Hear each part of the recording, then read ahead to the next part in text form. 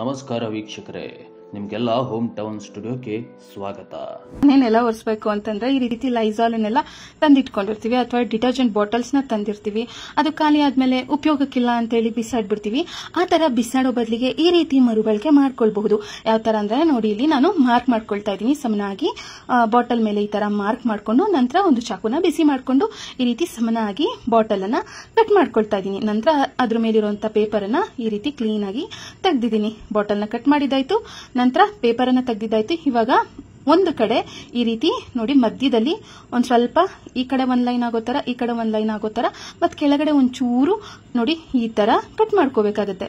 ಇವಾಗ ಇದನ್ನ ಕಟ್ ಮಾಡ್ಕೊಂಡಿದ್ದಾಗಿದೆ. ಇದು ಈಗ ರೆಡಿ ಆಗಿದೆ. ಇವಾಗ ಹಿಂಭಾಗದಲ್ಲಿ ಇಲ್ಲಿ ಚಿಕ್ಕದಾಗಿ ನಾನು ಒಂದು ಹೋಲ್ ಅನ್ನ ಮಾಡ್ಕೊಳ್ತೀನಿ. ಚಾಕುನೆ ಬಿಸಿ ಮಾಡಿ ನೋಡಿ, ಚಿಕ್ಕದಾಗಿ ಒಂದು ಹೋಲನ್ನ ಮಾಡ್ಕೊಳ್ತಾ ಇದ್ದೀನಿ.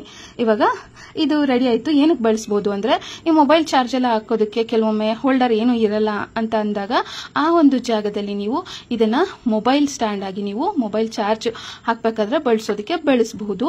ನೋಡಿ ಈ ವಿಧಾನದಲ್ಲಿ. ಇದು ಏನಕ್ಕೆ ಇಲ್ಲಿ ಕಟ್ ಮಾಡಿದ್ದು ಅಂದ್ರೆ, ಚಾರ್ಜರ್ ವೈರ್ ಹಾಕೋದಕ್ಕೆ ಇಲ್ಲಿ ಸ್ವಲ್ಪ ಜಾಗನ ಬಿಟ್ಕೋಬೇಕಾಗುತ್ತೆ. ನೋಡಿ, ಮೊಬೈಲ್ ಕೆಳಗೂ ಕೂಡ ಬೀಳೋದಿಲ್ಲ, ಮೊಬೈಲ್ ಹೋಲ್ಡರ್ ಆಗಿ ಇದು ವರ್ಕ್ ಆಗುತ್ತೆ.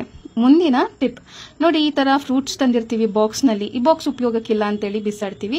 ಬಿಸಾಡೋ ಬದಲಿಗೆ ಈ ಬಾಕ್ಸ್ ಅನ್ನ ರಿಯೂಸ್ ಮಾಡ್ಕೋಬಹುದು.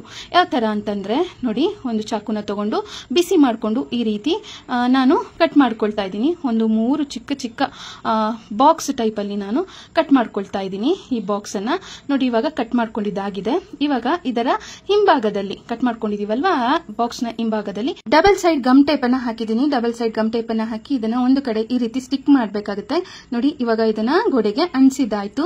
ಇದನ್ನ ಏನಕ್ಕೆ ಬಳಸಬಹುದು ಅಂತಂದ್ರೆ ನೋಡಿ, ಬ್ರಷ್ ನೆಲ್ಲ ನಾವು ಎಲ್ಲಂದ್ರಲ್ಲಿ ಇಡೋ ಬದಲಿಗೆ ಅಥವಾ ಬ್ರಷ್ ಸ್ಟ್ಯಾಂಡ್ ಅಂತಾನೆ ನಾವು ಅದಕ್ಕೆ ಮನಿ ಸ್ಪೆಂಡ್ ಮಾಡೋ ಬದಲಿಗೆ ಈ ರೀತಿ ಹಲ್ಲುಜ್ಜುವಂತಹ ಬ್ರಷ್ ಗಳನ್ನ ನಾವು ಇಡೋದಕ್ಕೆ ಈ ಒಂದು ಬಾಕ್ಸ್ ಅನ್ನ ನಾವು ಬಳಸಬಹುದು. ಮತ್ತೆ ನೋಡಿ, ನಂತರ ಇದನ್ನ ಹಾಕಿ ಜಸ್ಟ್ ಹೀಗೆ ಆ ಕಡೆ ಈ ಕಡೆ ಪ್ರೆಸ್ ಮಾಡಿದ್ರೆ ಇದು ಲಾಕ್ ಆಗುತ್ತೆ. ಬೇಕಾದಾಗ ನಾವು ಇದನ್ನ ಓಪನ್ ಮಾಡ್ಕೋಬಹುದು, ಬಳಸಬಹುದು. ನಾನು ಇಲ್ಲಿ ರೋಸಾ ಹೂಗಳನ್ನ ತಗೊಂಡಿದ್ದೀನಿ. ಪಿಂಕ್ ಕಲರ್ ರೋಸಾ ಹೂಗಳನ್ನ ತಗೊಂಡಿದ್ದೀನಿ. ಇವಾಗ ಒಂದ್ ಬಟ್ಲಲ್ಲಿ ನೀರನ್ನ ತಗೊಂಡು ಒಂದೊಂದೇ ರೋಸಾ ಹೂವಿನ ಈ ಪೆಟಲ್ಸ್ ಗಳನ್ನ, ದಳಗಳನ್ನ ಬಿಡಿಸಿ ನೀರಿನಲ್ಲಿ ಹಾಕೊಳ್ತಾ ಇದ್ದೀನಿ. ಒಂದ್ 4ರಿಂದ 5 ರೋಸಾ ಹೂಗಳಿದ್ರೆ ಸಾಕು, ಗುಲಾಬಿ ಹೂಗಳು. ನೋಡಿ, ಇವಾಗ ನಾನು ಎಲ್ಲಾ ಹೂವಿನ ಪೆಟಲ್ಸ್ ಅನ್ನು ಬಿಡಿಸಿ ಈ ರೀತಿ ನೀರಿಗೆ ಹಾಕಿ ಕ್ಲೀನ್ ಆಗಿ ಇದನ್ನ ತೊಳ್ಕೊಳ್ತಾ ಇದ್ದೀನಿ. ತೊಳ್ಕೊಂಡು ಇದನ್ನ ಒಂದು ಕುಟಾಣಿ ತಗೋಬೇಕಾಗತ್ತೆ.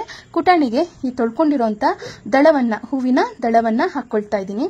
ಎಲ್ಲಾ ಹೂವಿನ ದಳವನ್ನ ಹಾಕಿ ಈಗ ಕುಟಾಣಿಯಿಂದ ಇದನ್ನ ಕುಟ್ಕೋಬೇಕಾಗತ್ತೆ. ಅಂದ್ರೆ ತರಿತರಿಯಾಗಿ ಇದು ಸ್ವಲ್ಪ ಸಾಫ್ಟ್ ಆಗ್ಬೇಕು. ಇದರಿಂದ ರಸ ನೋಡಿ ಬಿಟ್ಕೊಳ್ಳುತ್ತೆ. ಅಲ್ಲಿವರೆಗೂ ಇದನ್ನ ಕುಟ್ಕೋಬೇಕಾಗುತ್ತೆ. ನೋಡಿ, ಇವಾಗ ಇದನ್ನ ಕುಟ್ಕೊಂಡಿದ್ದು ಆಗಿದೆ. ಇವಾಗ ಈ ಕುಟಾಣಿಲಿರುವಂತ ಕುಟ್ಕೊಂಡಿರುವಂತ ಹೂವನ್ನ ಬಟ್ಲಿಗೆ ಹಾಕೊಳ್ತಾ ಇದ್ದೀನಿ. ಇವಾಗ ನೋಡಿ, ಇದರ ಜೊತೆಗೆ ಅರ್ಧ ಸ್ಪೂನ್ ಆಗುವಷ್ಟು ತುಪ್ಪವನ್ನ ಹಾಕೊಳ್ತಾ ಇದ್ದೀನಿ. ಅರ್ಧ ಸ್ಪೂನ್ ತುಪ್ಪ ಮತ್ತು ಅರ್ಧ ಸ್ಪೂನ್ ಆಗುವಷ್ಟು ವ್ಯಾಸ್ಲಿನ್ ಹಾಕೋಬೇಕಾಗುತ್ತೆ. ಇದಿಷ್ಟನ್ನು ಹಾಕಿದ ನಂತರ ಒಂದು ಪಾತ್ರೆನಲ್ಲಿ ನೀರನ್ನ ಕಾಯೋದಕ್ಕೆ ಅಂತೇಳಿ ಸ್ಟವ್ ಮೇಲೆ ಇಡಬೇಕು. ನಂತರ ಈ ಬಟ್ಲನ್ನ ನೋಡಿ ಆ ನೀರಿನಲ್ಲಿ ಈ ರೀತಿ ಇಡಬೇಕು. ಅಂದ್ರೆ ಬಟ್ಲು ಮುಳುಗುವಷ್ಟು ನೀರಾಗಬಾರ್ದು, ಇನ್ನ ಸ್ವಲ್ಪ ಕಮ್ಮಿ ಪ್ರಮಾಣದಲ್ಲಿ ನೀರನ್ನ ಹಾಕಿರಬೇಕು. ಡಬಲ್ ಬಾಯ್ಲಿಂಗ್ ಮೆಥಡ್ ನಲ್ಲಿ ನಾವು ಇದನ್ನ ಚೆನ್ನಾಗಿ ಕರಗಿಸ್ಕೊಬೇಕು. ನೋಡಿ, ಹೂವಿನಲ್ಲಿರುವಂತಹ ಬಣ್ಣ ಎಲ್ಲ ಇವಾಗ ತುಪ್ಪ ಮತ್ತು ವ್ಯಾಸ್ಲಿನ್ ಜೊತೆಗೆ ಚೆನ್ನಾಗಿ ಮಿಶ್ರಣ ಆಗಿದೆ. ನಾವು ಈ ತರ ಶೋಧಿಸೋದ್ರೆ ಹೂವಿನ ಒಂದು ಪೆಟಲ್ಸ್ ಎಲ್ಲ ಹಾಗಾಗೆ ಬರುತ್ತೆ. ಅದ್ರ ಬದಲಿಗೆ ನೋಡಿ, ಈ ರೀತಿ ಒಂದು ಫಿಲ್ಟರ್ ಅನ್ನ ತಗೊಂಡು ಅದಕ್ಕೆ ಈ ಪೆಟಲ್ಸ್ ನೆಲ್ಲ ಹಾಕಿ ಚೆನ್ನಾಗಿ ಈ ರೀತಿ ಪ್ರೆಸ್ ಮಾಡಬೇಕಾಗುತ್ತೆ. ಅವಾಗ ಹೂವಿನ ಬಣ್ಣ, ಸತ್ವ ಎಲ್ಲ ಕೂಡ ವ್ಯಾಸ್ಲಿನ್ ಮತ್ತು ತುಪ್ಪದ ಜೊತೆಗೆ ತುಂಬಾ ಚೆನ್ನಾಗಿ ಬಿಟ್ಕೊಳ್ಳುತ್ತೆ. ನೋಡಿ, ಇವಾಗ ಇದನ್ನ ನಾನು ಒಂದು ಚಿಕ್ಕ ಡಬ್ಬಿನಲ್ಲಿ ಹಾಕೊಳ್ತಾ ಇದ್ದೀನಿ. ನಂತರ ಇದನ್ನ ಫ್ರಿಜ್ ಅಲ್ಲಿ ಒಂದು ಅರ್ಧ ಗಂಟೆಗಳ ಕಾಲ ಇಡಬೇಕಾಗುತ್ತೆ. ಇದು ತುಂಬಾನೇ ನೋಡಿ ಗಟ್ಟಿಯಾಗಿದೆ. ಇದು ರೆಡಿ ಆಗಿದೆ. ನೋಡಿ ಎಷ್ಟು ಕಲರ್ಫುಲ್ ಆಗಿ, ಎಷ್ಟು ಚೆನ್ನಾಗಿದೆ ಅಂತೇಳಿ ನೀವೇ ಇಲ್ಲಿ ನೋಡಬಹುದು. ಇದನ್ನ ನೋಡಿ, ನಾನು ಇಲ್ಲಿ ಸ್ಯಾಂಪಲ್ ಟೆಸ್ಟ್ ಮಾಡ್ತಾ ಇದ್ದೀನಿ, ಹಚ್ಚಿ ತೋರಿಸ್ತಾ ಇದ್ದೀನಿ. ಎಷ್ಟು ಚೆನ್ನಾಗಿ ಹೂವಿನ ಬಣ್ಣ ಯಾವ ತರ ಇತ್ತು ಅದೇ ತರ ಲಿಪ್ ಬ್ಲಮ್ ಕೂಡ ರೆಡಿ ಆಗಿದೆ. ಈ ವಿಧಾನದಲ್ಲಿ ನಾವು ನ್ಯಾಚುರಲ್ ಆಗಿ ಮನೆಯಲ್ಲೇ ಲಿಪ್ ಬ್ಲಮ್ ಅನ್ನ ತಯಾರಿಸಿಕೊಳ್ಳಬಹುದು. ಇದನ್ನ ಹಚ್ಚಿದ್ಮೇಲೆ ನೋಡಿ, ನಾನು ಒರೆಸಿ ತೋರಿಸ್ತಾ ಇದ್ದೀನಿ, ಒಂಚೂರು ಹೋಗ್ತಾ ಇಲ್ಲ, ಅಷ್ಟು ಸ್ಟ್ರಾಂಗ್ ಆಗಿದೆ. ನೋಡೋದಕ್ಕೂ ಕೂಡ ಅಷ್ಟೇ ತುಂಬಾ ಚೆನ್ನಾಗಿ ಕಾಣಿಸ್ತಾ ಇದೆ. ಸಹಜವಾಗಿ ನಾವು ಮನೆಯಲ್ಲೇ ಈ ರೀತಿ ಲಿಪ್ ಬ್ಲಮ್ ಅನ್ನ ತಯಾರಿಸಿಕೊಳ್ಳಬಹುದು. ನೋಡಿ, ನಾನು ಇನ್ನೊಂಚೂರು ತಗೊಂಡು ಹಚ್ಚಿ ತೋರಿಸ್ತೀನಿ. ಇನ್ನೂ ಡಾರ್ಕ್ ಆಗಿ ಇನ್ನೂ ಎಷ್ಟು ಚೆನ್ನಾಗಿ ಕಾಣಿಸ್ತಾ ಇದೆ ಅಂತೇಳಿ ನೀವೇ ಇಲ್ಲಿ ನೋಡಬಹುದು. ಈ ಒಂದು ನ್ಯಾಚುರಲ್ ಲಿಪ್ ಬ್ಲಮ್ ಮಾಡ್ಕೊಳ್ಳುವಂತ ಟಿಪ್ ನಿಮ್ಗೆ ಇಷ್ಟ ಆದ್ರೆ ಲೈಕ್ ಕೊಟ್ಟು ನಿಮ್ಮ ಫ್ರೆಂಡ್ಸ್ ಮತ್ತು ಫ್ಯಾಮಿಲಿಗೆ ತಪ್ಪದೆ ಶೇರ್ ಅನ್ನ ಮಾಡಿ.